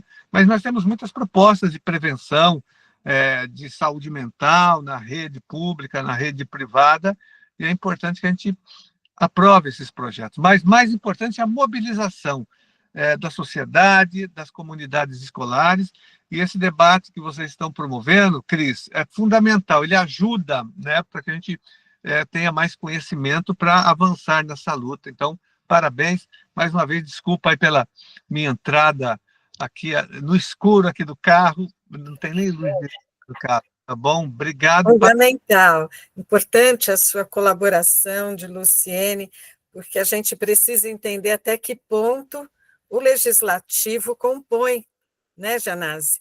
Então, derrubar 97 é um ganho, você apresentar esse projeto de lei de proteção dos professores é algo que todo mundo pode se envolver, porque o que a gente está pensando é o quanto que essa morte ronda as escolas, né? Ela ronda de diversas maneiras, quando tira o professor e a professora e ficam fora porque estão estressados, porque estão adoecidos pelo trabalho, quando estão deprimidos, ansiosos, é uma morte daquele sujeito inteiro que estava ali, podendo dar o melhor dele para as crianças, para os adolescentes, quando os adolescentes também sofrem violência, a violência que se traduz, seja nas escolas militares, seja nas plataformas que exigem metas, que impedem os vínculos, como a Helena falava, que impede a aproximação dos professores, como Rosane dizia, ou seja, são questões muito caras que a gente vê escorrer pelos dedos, né? E o quanto que precisamos estar junto, tanto os estudantes, os professores e as professoras, e o legislativo, que tem professores tão importantes representando a população. Então, a gente agradece muito, não só a participação aqui, como toda a trajetória de trabalho de vocês no parlamento. Obrigado, um abraço para vocês. Um abraço. Heroí está propondo que a gente dê continuidade a essa roda, que é uma temática forte. Mesmo assim, eu vou abrir para algumas palavras, né, de quem está aqui, que levantou a mão, para a gente poder ir encerrando por conta do horário, né? Nós tínhamos combinado 21 horas, podemos ir mais 15 minutos? É possível? Pode sim. Então ótimo. Eu queria... eu agora perdi aqui quem havia pedido, acho que a Simone havia pedido a palavra. Quem mais? Sandra? Miriam Alves Carvalho pediu, foi a primeira a pedir. Então, vamos lá. Aberto para você, Miriam, por gentileza, para essa reflexão. Boa noite a todos e todas. Vocês me ouvem? Sim. Enquanto a deputada falava, eu lembrava, porque o que vocês aí em São Paulo estão vivendo, nós, professores do Paraná, vivemos, né? Porque ele foi nosso secretário aqui, né? Que agora é secretário de vocês aí. Então, meu nome é Miriam, eu sou professora da educação básica. No momento, estou como gestora de uma escola pública da rede estadual. E eu tive acesso a esse evento de hoje dentro do PROLAN. Eu sou discente do programa da USP, o PROLAN, e estou fazendo uma pesquisa de doutorado em relação às violências que se manifestam na escola. E aí, no meu grupo lá de doutorado da USP, foi divulgado esse evento de hoje. Eu falei, nossa, sexta-noite, mas eu quero muito participar. Me sinto honrada de estar ouvindo vocês aqui, mas, assim, também é uma inquietude que me toca muito, todo esse momento histórico que estamos vivendo, né, essa desconstrução, essa desvalorização e essa violência contra nós, os professores. Aqui no Paraná, como a deputada falou, nós temos um sindicato muito forte, mas não temos ganhado muitas lutas. Nós tivemos um evento em 2017, que foi de extrema violência contra os professores na capital de Curitiba, e até hoje não deu nada, ninguém foi punido. Então, isso também vai enfraquecendo os movimentos, né? Então, como o deputado falou, tem uma intencionalidade, né, nisso tudo. E aqui a gente vive todo esse sofrimento que foi posto aí. Mês passado, nós tivemos, num mês só, 3 professoras que morreram dentro da escola. Então, assim, nós temos um número de professores readaptados de função que estão adoecidos, né? E a falta de professores também. Então, esse debate e essas discussões e essa luta me toca muito. Por isso, eu quero muito agradecer por estar participando aqui, quero participar dos outros momentos. Muito obrigada, então, tá, Cris? Nós que agradecemos. Miriam, esses 3 professores, como é que foi? Foi suicídio ou não? Não, não foi suicídio. 2 tiveram uma parada cardiorrespiratória, e assim, professores não jovens ainda, sabe? Professores que não é que estavam no final de carreira, alguns, assim. E o que foi observado na história de vida deles foi muito sofrimento psíquico, assim, em relação às pressões, né? A questão das plataformas, tudo como foi colocado pela colega Rosane, as pressões, e aqui a gente já, além da militarização, que aqui já está posto, né? Nós temos muito a terceirização das escolas, então muitas escolas já foram terceirizadas também, então nós estamos perdendo muitos direitos adquiridos, por exemplo, eleição para diretores, então agora o diretor é nomeado, e o diretor escolhe os professores, e nessas escolas onde foram terceirizadas, como diz, o canto da sereia é tão legal, né, que os professores ganham mais.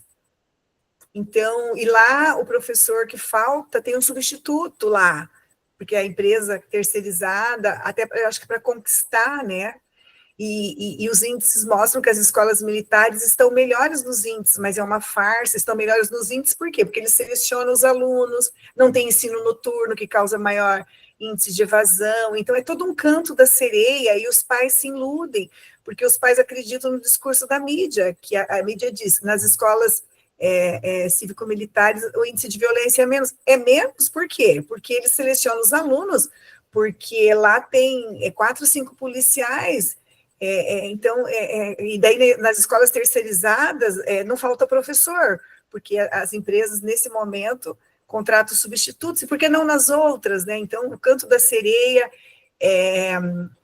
ele ilude muito, assim, tanto pais como colegas professores que já estão defendendo, né? Então, eu acho que é um momento de luta, de resistência e de estudar, né? Eu vejo que muitas vezes a nossa luta não é, às vezes, pegar uma arma e sair, né, nas lutas, lutando só isso, né? A nossa luta é como hoje, uma sexta-feira à noite, a gente está discutindo isso, né? Estudando, ouvindo colegas que já passaram por essa época da ditadura militar. Mas obrigada pela oportunidade, Cris. Sim, sem dúvida. E aqui está sendo lembrado pela Elizabeth, que é lá do Nordeste, que dia 10, todos na rua, acho que é um momento importante de defesa dessa democracia, né? Eu vou passar a palavra para Djailson e depois para Goulart, Bruno Goulart. Djailson. Olá, boa noite a todos e a todas. Consegue ouvir, Cris? Legal. Eu fico me questionando, né, já há muito tempo, aonde a gente se perdeu, né, nesse percurso, principalmente educacional.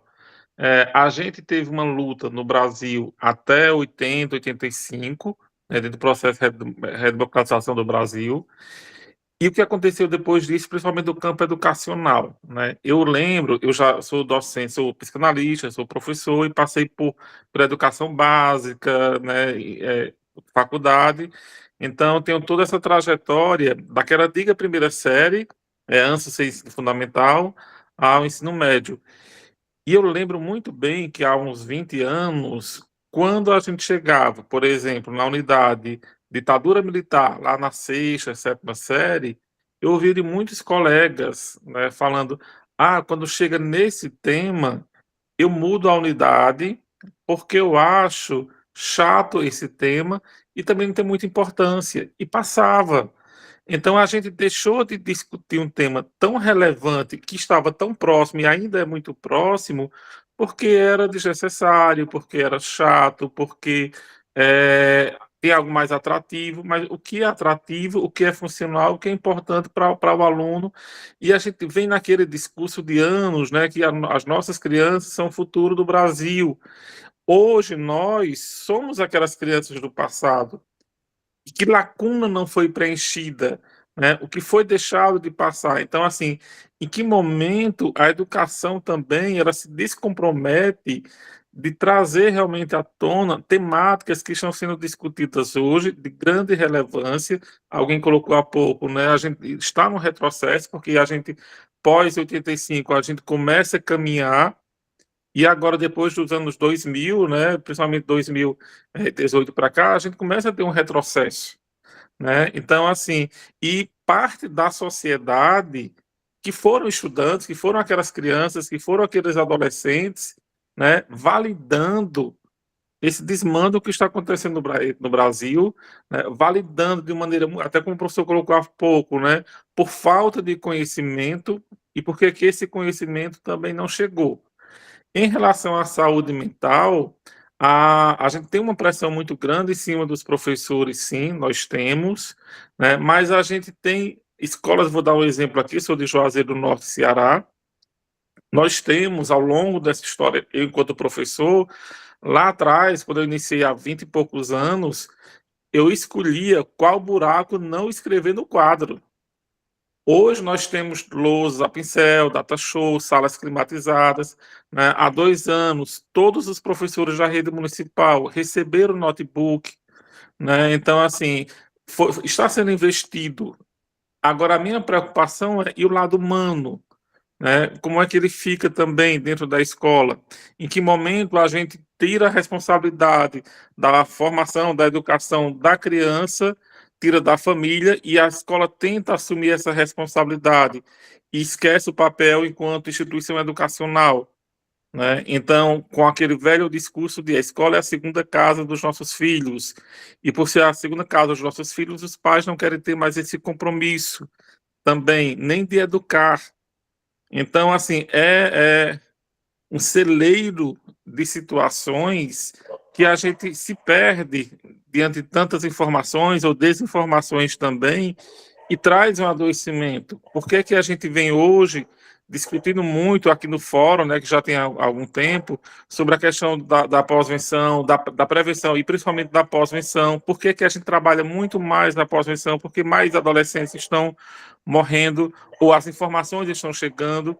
A gente vem num discurso, Nero e alguns colegas aqui do grupo, sim, precisamos falar sobre suicídio com compromisso, com responsabilidade, né, com um lapidar muito grande dentro dessa temática. Setembro Amarelo está chegando aí, tem até uma psicóloga que faz parte do nosso fórum, que ela fez uma postagem hoje. Setembro Amarelo está chegando. Agora, muito cuidado para a gente não usar isso como marketing profissional, que infelizmente traz muito isso também. Então, foge a nossa ética também. Então, a gente tem que pensar em todas as esferas, né, todas essas temáticas e muitas outras que não foram abordadas até pelo tempo também. É como se a gente tivesse um punhado de areia na mão e começasse a aventar, e a gente tentar segurar esse punhado de areia. Mas o maior ganho que eu tenho, que eu vejo, a verdade, é um grupo como esse, um fórum como esse, com profissionais do Brasil inteiro, com o legislativo aqui presente, e trazendo essa discussão que todos aqui sabemos, há 10 anos era inimaginável uma discussão como essa, tanta gente discutindo a temática de maneira realmente muito responsável, com uma fundamentação conceitual muito grande também, com produções, com pesquisa e também com a prática, né? Então a gente não imaginava isso há 10 anos. Então a gente ter um grupo como esse, trazendo toda essa discussão, né, em nível nacional, trazendo legislativo para discutir também políticas públicas voltadas para a saúde mental, prevenção e pós-venção ao suicídio, eu vejo que é o ganho que nós temos hoje. Então, a gente tem que pensar agora de maneira mais pragmática, né? Só para fechar a minha fala, infelizmente, a gente teve um trabalho de pós-venção recente e eu fui questionado porque a gente parou a escola 2 dias. porque tem uma prova nacionalizada para fazer. Então, a gente tem todo o recurso tecnológico e humano. Aí eu lembro que a minha fala, quando eu estava bem irritado nesse momento, eu falei, se a sua mãe, o seu pai, o seu filho morre, no dia da morte deles você vai trabalhar? E no outro dia é o dia do sepultamento, você também vai trabalhar? E por que isso é diferente dentro da escola? Que nós temos adolescentes, colegas, irmãos, professores sofrendo também com essa morte. Então a gente não pode esquecer também esse lado humano, porque isso traz um adoecimento muito maior e a escola fica desprotegida dentro desse olhar realmente acolhedor. Então era isso e parabéns pelas falas de hoje. Muito obrigado. A afetividade é revolucionária, né? Acho que ninguém quer muito estimulá-la, né, de Jailson. Vou passar para o Bruno Goulart, por gentileza. Boa noite, pessoal. Consegue me ouvir? Beleza. Só queria pontuar algo que foi trazido também, reforçar essa questão da militarização. Meu trabalho é com comunicação não violenta, desde 2017 eu faço um trabalho com esse assunto, e eu vejo muito, assim, essa questão do sofrimento psíquico, e a gente teve recentemente, por exemplo, nas escolas, jovens indo para as escolas. Se temos, por um lado, o suicídio, tem um outro lado dos massacres, né? E eu vejo a dificuldade que algumas pessoas têm, por exemplo, pensando na solução para isso, como colocando guardas nas escolas, fazendo revistas, né? Revistando os estudantes. E eu gosto de dizer assim, a gente pode usar força, pode usar autoridade para conter uma atitude de violência, mas a força, a gente pode segurar uma pessoa, a gente pode neutralizar uma pessoa que está prestes a cometer um ato de violência, seja consigo, seja com alguém, mas isso não resolve a motivação da violência. A motivação da violência não se resolve com a força. A motivação da violência vem de um conflito. E a segurança real do estudante, ela vai vir quando a gente tiver uma escola humanizada. Eu sei que nós temos essa luta para não deixar que o capitalismo compre a nossa educação e a gente deixe de ter um ensino público de qualidade, gratuito. Mas, apesar, né, dessa luta pelas questões de evitar que tecnologias que estão sob controle de pessoas que estão buscando o comércio, né? Eu entendo que é uma luta importante, mas eu quero dizer também que o sofrimento psíquico ele já vem há algum tempo, né? Não é um fruto especificamente da tecnologia. A tecnologia ela pode estar fortalecendo algumas dessas pessoas poderosas que não estão olhando, talvez, para esse olhar da humanização, né? Mas o que a Helena trouxe no início, a questão dos vínculos, né? E eu queria retomar um pouco isso para esse fechamento desse diálogo. Eu não vejo uma sociedade, uma escola segura, sem que haja uma humanização, sem que haja relações de confiança. Eu posso botar um muro na minha casa, mas isso não é uma segurança real. Me proteger, andar num carro blindado, não é uma segurança real. Segurança real é quando a gente tiver igualdade social, é quando todas as pessoas estiverem sendo vistas, e a gente não precisa se esconder e se proteger do vizinho, né, ou da pessoa que está passando por a gente na rua. E isso requer uma sociedade mais unida, requer mais diálogo, requer mais comunicação, e requer espaço para que a gente reconheça nossos sentimentos. E aí vem mais uma crítica à questão da militarização, né. Tenho amigos aí que tiveram experiências em ambientes militares, eu reconheço a necessidade da gente cuidar da nossa proteção, não estou questionando isso aqui, tá? Mas eu vejo que muitos desses ambientes, eles tratam as pessoas como números, né? E a questão da disciplina é colocada acima, por exemplo, da necessidade pessoal, por exemplo, da situação daquela pessoa, então da empatia, né? E eu vejo esse desafio, né? Você é treinado. O Marshall Rosenberg, criador da comunicação não violenta, ele dizia que bons soldados, eles não têm empatia, né? A gente tem, quando perguntaram lá para o Eichmann, no livro da Hannah Arendt, que é a filósofa judia que escreveu o livro A Banalidade do Mal, e ela analisou o caso do Eichmann, que era o oficial nazista que mandou milhares de judeus para os campos de concentração para serem exterminados.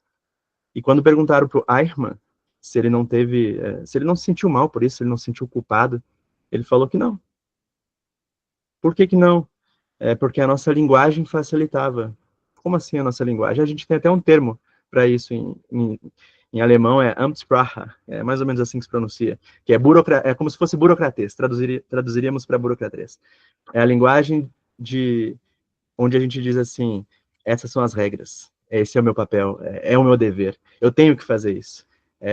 Foram as ordens superiores, né? Então, quando a gente começa a criar uma sociedade rígida, né, de pessoas que seguem simplesmente ordem e que não tem espaço para a humanidade, não tem espaço para a gente sonhar, não tem espaço para a gente se conectar na dimensão dos nossos sentimentos e até mesmo assumir as nossas particularidades, vamos dizer assim, as nossas diferenças, né? Quando a gente é tratado como um número e é padronizado, a padronização, ela dificulta muito para que haja esse espaço de empatia, que haja esse espaço de diversidade. E por mais que nós estejamos lutando, assim, pela restauração desse apoio público que a gente teve, né, por muito tempo, e espero que continuamos tendo, né, esse apoio dessas escolas sendo responsabilidade do Estado, eu quero, assim, manifestar que eu acho que a gente precisa repensar a escola como um todo. Não? Ela é um modelo de produção, né, inspirado lá em 1800 e alguma coisa, na Revolução Industrial, e pouca coisa foi mudada desde então.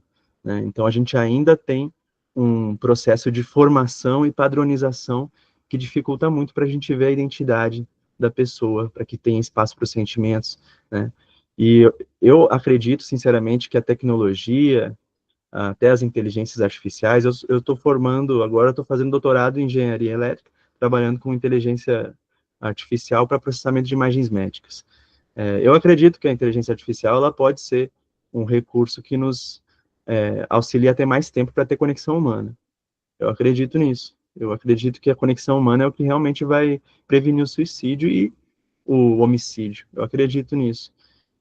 Mas não sou contra, e sou super favorável com que o Estado tenha controle sobre isso, que o Estado tenha, digamos assim, que a população, que a democracia, né, que haja, assim, apoio e participação do povo para isso, com certeza. Mas eu vejo isso como uma necessidade urgente, é a minha visão, né, eu valorizo e celebro as lutas para a gente evitar que o capitalismo compre as nossas escolas, eu quero isso também, proteger a nossa população nesse sentido, mas quero pensar na inovação, no aspecto da gente inovar a sala de aula, para que tenha mais essa visão humanizada dos estudantes, né, enxergar eles como pessoas individuais e não como essa visão massificada da educação, que tenta padronizar todo mundo, e todo mundo tem que fazer a mesma prova, é um pouco do que a Helena tentou trazer, né? Mas é isso, eu vi a Heroí dizendo, por favor, esteja conosco, já estou, tá? Então vai ser um prazer continuar acompanhando a causa de vocês. Eu acompanho nos bastidores o trabalho com a Helena, eu sou companheiro da Helena, então a gente está sempre trocando ideias e incentivo muito ela a participar aqui, e vai ser um prazer poder estar continuando e colaborando com esse grupo, porque defendem valores muito importantes para mim. Obrigado pelo espaço de fala e espero ter agregado e não ofendido ninguém. Você colocou uma coisa interessante que eu queria comentar. Foi interessante que você colocou na escola cívico-militar, né? Eu dou a ordem e você obedece. Quer dizer, não tem questionamento, não pode questionar uma ordem, né? Quer dizer, isso é coisa de quartel, né? Isso é coisa de quartel. É muito interessante a implantação da escola cívico-militar. Eu quero entrar numa escola cívico-militar uma vez, já que foi implantada, para ver como é que é lá dentro. Porque isso aí, eu dou a ordem, você tem que obedecer, não pode questionar. Então, nós precisamos ter muito cuidado, nós professores, essa implantação que está sendo feita. Isso aí é muito perigoso para as escolas. Você tem que questionar. A escola é um local de questionar, é um local que o aluno tem as ideias dele. Não. Vai ter que ser a doutrina deles. Isso já aconteceu no passado e não deu certo, nem na Alemanha com Hitler. Muito bem. Acho que agradeço ao Bruno. Bruno, você fala de onde? Hoje eu estou em Brasília, mas moro em Canoas, Rio Grande do Sul. Certo, a gente teve aqui uma representação bem importante, né? Brasil presente. Eu acho que o que fica para nós é que, de fato, é uma discussão que ela não acaba hoje, ela só se abre. Tem muita coisa para se falar, né? Muitos aspectos. Acho que o Bruno levanta um aspecto importante dessa tecnologia, como é que ela pode ser favorável a gente, né? E de que maneira que a gente pode olhar para a escola não como um fenômeno adoecedor que começou hoje. Então, o que ela traz na sua história e o que a gente pode construir para tornar um ambiente de construção de comum entre as pessoas, né? Sem perder a singularidade de cada um, as suas necessidades, a perspectiva de um ser criativo, potente. Quando a Luciane fala de alegria, Spinoza já falava do quanto que a alegria é revolucionária, né? Então, que alegria é essa que a gente tem que construir? Então, acredito que foram muitas provocações para a gente pensar acerca da escola, né, acerca desse momento político que o Brasil está vivendo e o que significa investir em sabedoria, né, o que significa investir em informação. Alguém mais está pedindo a palavra? Estou enganada. Régia?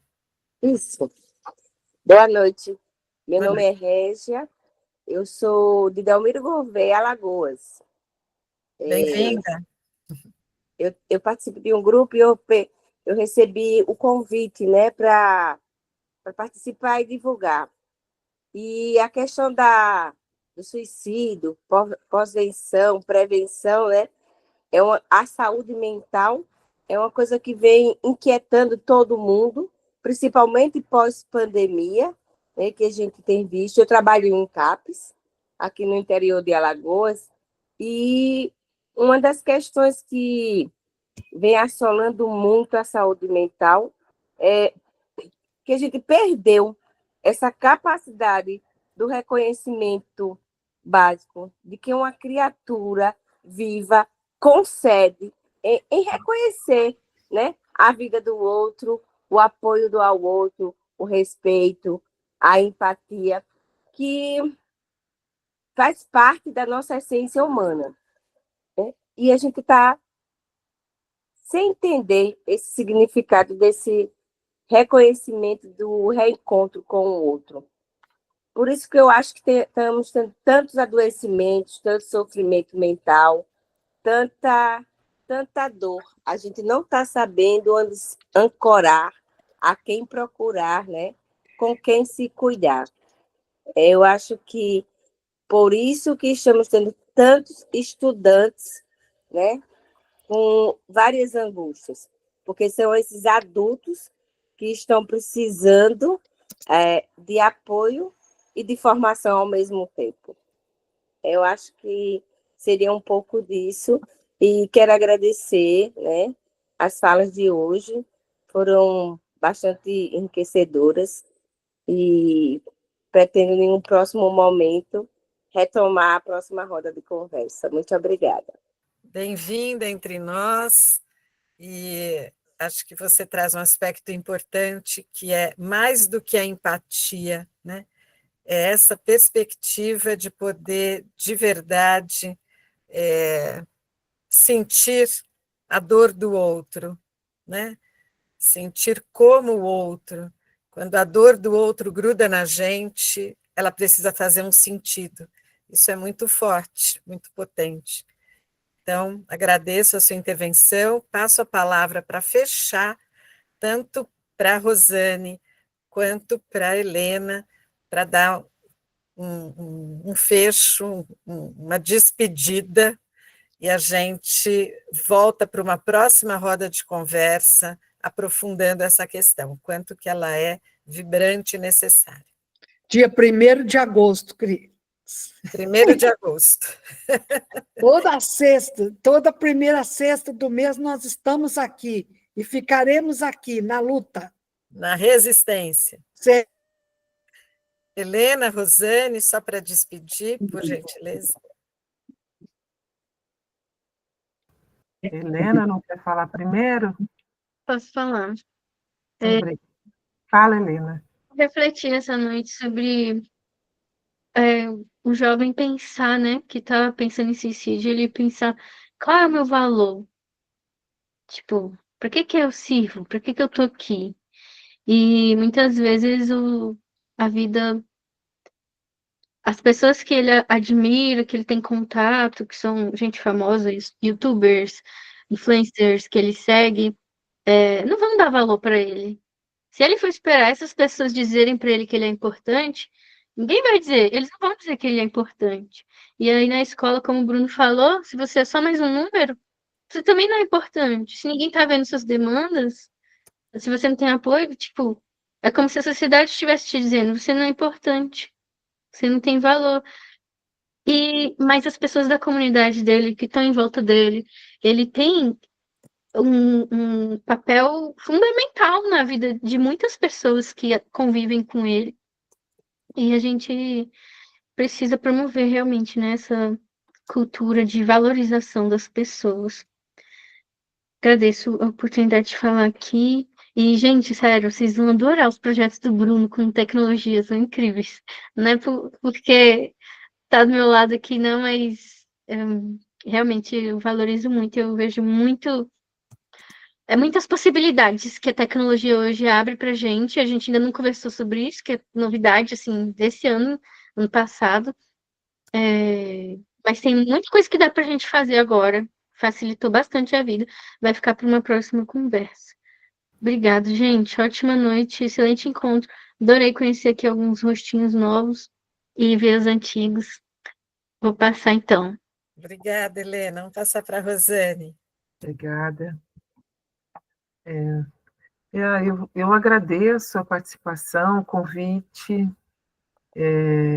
Eu acredito na educação, nas transformações, numa tecnologia que não seja impositiva, uma tecnologia...